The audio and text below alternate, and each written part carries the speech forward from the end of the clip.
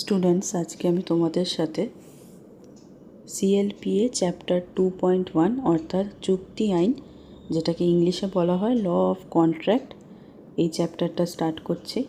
ঠিক আছে, এটা একটা ইম্পর্টেন্ট চ্যাপ্টার, তো তোমরা সবাই মন দিয়ে এটা শুনো। তো দেখো, প্রথমে একটু জেনে নেওয়া দরকার এই সম্মতি এবং চুক্তি অর্থাৎ এগ্রিমেন্ট অ্যান্ড কন্ট্রাক্ট, এই চ্যাপ্টারটার ইন্ট্রোডাকশান হিসেবে দেখো লেখা রয়েছে ভূমিকাতে কি, যে মানুষ সমাজবদ্ধ জীব, পারস্পরিক সহযোগিতা থেকে গড়ে উঠেছে সমাজ। এই সহযোগিতাকে পূর্ণতা দেয় চুক্তি, মানে এই যে সহযোগিতা করছে সবাই সমাজে, এটাকে পূর্ণতা মানে কমপ্লিট সবাই করছে কি না, চুক্তি দিয়ে কমপ্লিট করা হয়। তো তাই চুক্তি একটি নির্দিষ্ট আইন দ্বারা পরিচালিত হওয়া উচিত। তাহলে চুক্তির তো একটা আইন থাকা উচিত, কারণ চুক্তি একাধিক ব্যক্তির মধ্যে সম্পর্ক স্থাপনের যোগসূত্র। পারস্পরিক প্রতিশ্রুতিকে যখন আইন অনুযায়ী বলবৎ করা হয় তখন তাকে বলা হয় চুক্তি আইন। ব্যবসা বাণিজ্য সমাজেরই অংশ, তাই বাণিজ্যিক লেনদেনগুলোকেও চুক্তি আইন অনুযায়ী পরিচালিত করা হয়। বাণিজ্যিক লেনদেনের ক্ষেত্রে একজন ব্যক্তি যদি অপর ব্যক্তির প্রতিশ্রুতি মতো কাজ করে থাকেন, তাহলে তিনিও আশা করতে পারেন অপর ব্যক্তি তার প্রত্যাশা পূরণ করবেন। সুতরাং চুক্তি আইন হলো প্রত্যাশা পূরণের অন্যতম হাতিয়ার। তাহলে এই প্যারাটা থেকে আমি আর কিছু আলাদা বললাম না, আশা করি এটা বুঝতেই পারলে পড়ে। ঠিক আছে, তো এবার দেখো মেন আসছে ভারতীয় চুক্তি আইন, ইন্ডিয়ান কন্ট্রাক্ট অ্যাক্ট। চুক্তির প্রতিশ্রুতি ও প্রত্যাশাকে সঠিকভাবে বাস্তবায়িত করার জন্য চুক্তি আইন তৈরি হয়েছে। 1872 খ্রিস্টাব্দের আগে সমগ্র ভারতবর্ষে এরকম চুক্তি আইন ছিল না। দেশের বিভিন্ন প্রান্তে বিভিন্ন রকম চুক্তি সংক্রান্ত নিয়মকানুন চালু ছিল, যার ফলে অনেক ক্ষেত্রে চুক্তিবদ্ধ ব্যক্তিদের বিভিন্ন সমস্যার সম্মুখীন হতে হতো। এই অসুবিধা দূর করার জন্যই ইন্ডিয়ান ল কমিশন মানে কি করেছে না 1866 খ্রিস্টাব্দে একটি খসড়া চুক্তি আইন বা বিল প্রস্তুত করেন। সেই বিলে কিছু সংশোধন ও পরিমার্জন করে 1872 খ্রিস্টাব্দে ফাইনালি কী করা হয়েছে না ভারতীয় চুক্তি আইন প্রণীত হয়। এই আইনটি ভারতের সর্বত্রই প্রযোজ্য, মানে আমাদের ইন্ডিয়াতে সব জায়গাতেই এটা অ্যাপ্লিকেবল। ঠিক আছে, এই আইনটা, এটা কিন্তু ইম্পর্টেন্ট লাইন, এটা আন্ডারলাইন করে রাখবে। আর এর ইয়ারটা মনে রাখবে, ইন্ডিয়ান কন্ট্রাক্ট অ্যাক্ট কত সালে করা হয়েছে না 1872। ভারতীয় চুক্তি আইন প্রাইভেট আইনের অন্তর্গত। তো এবার দেখো আসছে মেন কী না চুক্তি আইনের উদ্দেশ্য কী না, নাম্বার 1, চুক্তিবদ্ধ ব্যক্তিদের বিভিন্ন অসুবিধা দূর করা। তাই তো এই একই দেশের বিভিন্ন অঞ্চলে যদি চুক্তি সংক্রান্ত বিভিন্ন নিয়ম প্রচলিত থাকে, তাহলে চুক্তিবদ্ধ ব্যক্তিদের বিভিন্ন সমস্যার সম্মুখীন হতে হয়। এই অসুবিধা দূর করাই চুক্তি আইনের প্রধান উদ্দেশ্য। তারপর দেখো নাম্বার 2টা কী বলেছে, চুক্তিবদ্ধ ব্যক্তিদের দায়বদ্ধতা সম্পর্কে সচেতনতা থাকে। ঠিক আছে, নাম্বার 3 দেখো বলেছে লেনদেনের নিশ্চয়তা প্রদান। চুক্তি অনুযায়ী লেনদেনের নিশ্চয়তা প্রদানও করাও চুক্তি আইনের একটি উদ্দেশ্য।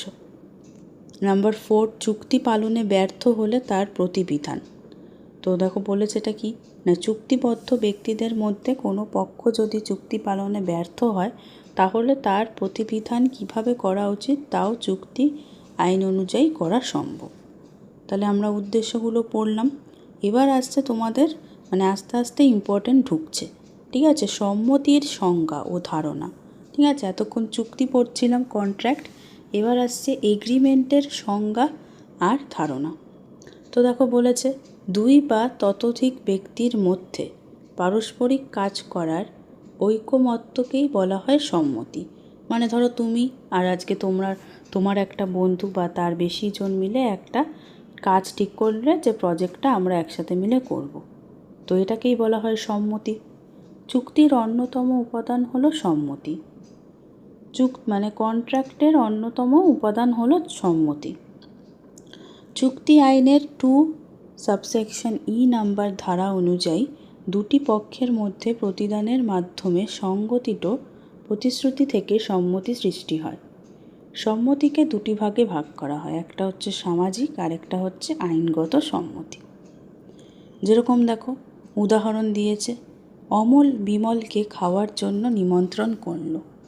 বিমল রাজি হলো, কিন্তু অমল যদি তার প্রতিশ্রুতি পালন না করে তাহলে তা আদালত কর্তৃক এইরূপ সম্মতি বলবৎ করা যাবে না, কারণ এটি সামাজিক সম্মতি। সুতরাং এটি সম্মতি হলেও চুক্তি নয়, মানে আইনগত নয়। অন্যদিকে রামবাবু শ্যামবাবুকে তার বাড়িটি 5 লাখ টাকায় বিক্রি করবে বলে প্রতিশ্রুতি দিল। এক্ষেত্রে যদি রামবাবু তার প্রতিশ্রুতি রক্ষা না করে তাহলে তা আদালত কর্তৃক বলবৎ করা যাবে, কারণ এটি আইনগত সম্মতি। আইনগত সম্মতি চুক্তির একটি উপাদান। তার মানে চুক্তিটাই যখন কি হয়ে যাবে, উল্টোটা বললাম, সম্মতিটা যখন আইনগত হয়ে যাবে তখনই সেটা চুক্তি হয়ে যায়। ঠিক আছে? তো এবার দেখো আসছে সম্মতির আবশ্যকীয় উপাদান, মানে এসেনশিয়াল এলিমেন্টস অফ এগ্রিমেন্ট। এটা কিন্তু খুবই ইম্পর্ট্যান্ট। তো দেখো সম্মতির আবশ্যকীয় উপাদানগুলো কি কি না, নাম্বার 1 হচ্ছে একাধিক ব্যক্তি থাকতে হবে, মানে মিনিমাম 2 জন। ঠিক আছে? একজনের দ্বারা কখনো সম্মতি সৃষ্টি হয় না। প্রস্তাব ও স্বীকৃতি, মানে সম্মতির সময় প্রস্তাবকারী প্রস্তাব দেন, মানে যে করছে, অন্যদিকে প্রস্তাব গ্রহীতা মানে যে অ্যাকসেপ্ট করছে, সেই প্রস্তাব গ্রহণ করেন। ঠিক আছে? প্রস্তাব বলতে এখানে ইংলিশের এটা হচ্ছে প্রপোজাল। উভয়ের ঐকমত্যের মাধ্যমেই সৃষ্টি হয় সম্মতি। তারপর দেখো নাম্বার 3 আসছে প্রতিদান। বৈধ সম্মতির ক্ষেত্রে প্রতিদান আবশ্যক। প্রতিদান মানে কি? কনসিডারেশন, যেটা ইংলিশে বলে, মানে সুবিধা বা লাভের মূল্য। অর্থাৎ সম্মতি অনুযায়ী এক পক্ষ মূল্য দেবে, অন্য পক্ষ মূল্য গ্রহণ করবে। ঠিক আছে? নাম্বার 4 দেখো অধিকার ও দায়বদ্ধতার সৃষ্টি। সম্মতি দেওয়ার সঙ্গে সঙ্গে প্রস্তাবকারী যে প্রস্তাব দিয়েছে তার উপর তার অধিকার জন্মায়, অন্যদিকে প্রস্তাব গ্রহীতার সেই প্রস্তাব পালনের দায়বদ্ধতা সৃষ্টি হয়। নাম্বার 5 সম্মতির শ্রেণী বিভাগ। সম্মতি 2 রকম, কি? একটা এক্ষুনি পড়লাম, সামাজিক, আর একটা হচ্ছে আইনগত। তো সামাজিক সম্মতি আদালত কর্তৃক বলবৎযোগ্য হয় না, কিন্তু আইনগত সম্মতি আদালত দ্বারা বলবৎযোগ্য। তো এবার আসছে তোমাদের চুক্তির সংজ্ঞা। ঠিক আছে? এগুলো তো তোমাদের এবারে এমসিকিউ পেপার একটা অনেক ভালো, যেগুলো মুখস্থ করতে হচ্ছে না, নাহলে কিন্তু এগুলো সব মুখস্থ, এগুলো লিখতে হতো। এটা কিন্তু ইম্পর্ট্যান্ট একটা সংজ্ঞা। তো দেখো 1872 খ্রিস্টাব্দের ভারতীয় চুক্তি আইনের 2 সাবসেকশন H নাম্বার ধারা অনুযায়ী আইনের দ্বারা বলবৎযোগ্য সকল সম্মতিকেই চুক্তি বলে। তার মানে একটু আগেই যেটা বলছিলাম, সম্মতি যখন আইনগত হয়ে যাবে সেটাকেই চুক্তি বলা হয়। স্যার ফ্রেডরিক পোলক এর মতে আইন দ্বারা বলবৎযোগ্য প্রতিটি সম্মতি ও প্রতিশ্রুতিকেই বলা হয় চুক্তি। স্যালমন্ডের মতে চুক্তি হলো এক ধরনের সম্মতি যা বিভিন্ন পক্ষের মধ্যে দায়বদ্ধতা সৃষ্টি করে, মানে রেসপন্সিবিলিটি ক্রিয়েট করছে এবং তা চিহ্নিত করে। আসলে চুক্তি শব্দের অর্থ হলো বাধ্যতামূলকভাবে পালনীয় পারস্পরিক প্রতিশ্রুতি। মানে চুক্তি মানে কি হচ্ছে, যে বাধ্যতামূলকভাবে পালন করতে হবে, পারস্পরিক মানে একজন আর তার উল্টো দিকের যে পক্ষ রয়েছে দুজনের যে প্রতিশ্রুতিটা, এই প্রতিশ্রুতি আদালত কর্তৃক বলবৎ করা যাবে চুক্তি যেহেতু। তো চুক্তি হতে গেলে তাতে অবশ্যই সম্মতি থাকতে হবে, মানে সম্মতি প্লাস আইনগত, এইটাকে মিলেই হচ্ছে চুক্তি। তো চুক্তির জন্য প্রয়োজন কি কি দেখো, এটা ইম্পর্টেন্ট। কি কি 4টে জিনিস প্রয়োজন চুক্তির জন্য? নাম্বার 1 হচ্ছে প্রস্তাব অথবা যেটাকে বলা হয় প্রপোজাল, আর প্রতিশ্রুতি।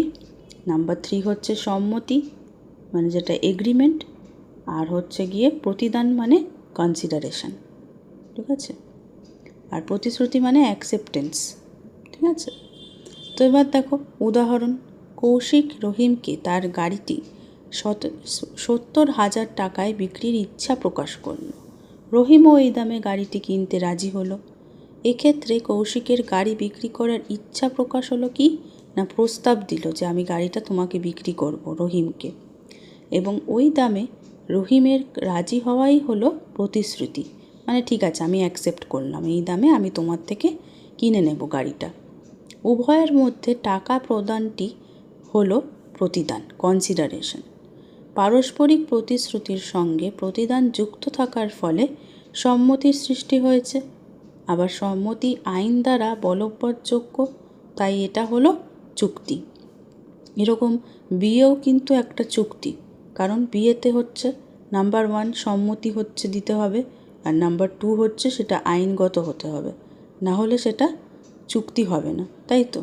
ওই যে আজকে যদি লেখা না করে করা হয় তাহলে সেটাকে কিন্তু বিয়ে ধরা হয় না। এবার আসছে দেখো নেম, এবার আসছে 4.1 সব চুক্তি সম্মতি। খুব খুব ইম্পর্ট্যান্ট এটা, ঠিক আছে, প্রচণ্ড ইম্পর্ট্যান্ট। কিন্তু সব সম্মতি চুক্তি নয়, মানে সমস্ত কন্ট্রাক্ট হচ্ছে agreement, but all agreements are not contract. তো ভারতীয় চুক্তি আইন অনুযায়ী আইন দ্বারা বলবৎযোগ্য সম্মতি হলো চুক্তি। সুতরাং এই সংজ্ঞা অনুযায়ী চুক্তির উপাদান হলো দুটি, নাম্বার 1 হচ্ছে সম্মতি, নাম্বার 2 হচ্ছে সম্মতিটি আইনের সাহায্যে বলবৎযোগ্য হতে হবে। আসলে চুক্তির উৎপত্তি সম্মতি থেকেই, তাই তো? মানে সম্মতি থাকলে তারপর তো চুক্তি হবে, প্রথমেই তো চুক্তি হয়ে যাবে না। 2 বা ততোধিক ব্যক্তি যখন পারস্পরিক প্রতিশ্রুতি অনুযায়ী কাজ করতে রাজি হয় তখন তাকে বলে সম্মতি। সম্মতি 2 ধরনের, আমরা এটা অনেকবার পড়লাম আর বলছি না। এবার দেখো বলেছে মানুষ সমাজবদ্ধ জীব, তাই সামাজিক জীবনে মানুষকে পাড়া প্রতিবেশী, বন্ধু বান্ধবদের বিভিন্ন পারিবারিক অনুষ্ঠানের নিমন্ত্রণ গ্রহণ ও রক্ষা করতে হয়। এই ধরনের নিমন্ত্রণের প্রস্তাব রক্ষা করার প্রতিশ্রুতিকে বলা হয় সামাজিক সম্মতি। এটা আমরা পড়লাম একটু আগেও। সামাজিক সম্মতি আইন দ্বারা বলবৎযোগ্য নয়। তাহলে সেম জিনিস বারবার পড়বে না, এগুলো আগেও পড়েছো, বেকার টাইম ওয়েস্ট। ঠিক আছে, আমি আর উদাহরণটা পড়লাম না, কারণ এটাও এই একই কথা এক্সাম্পল দিয়ে বুঝিয়েছে।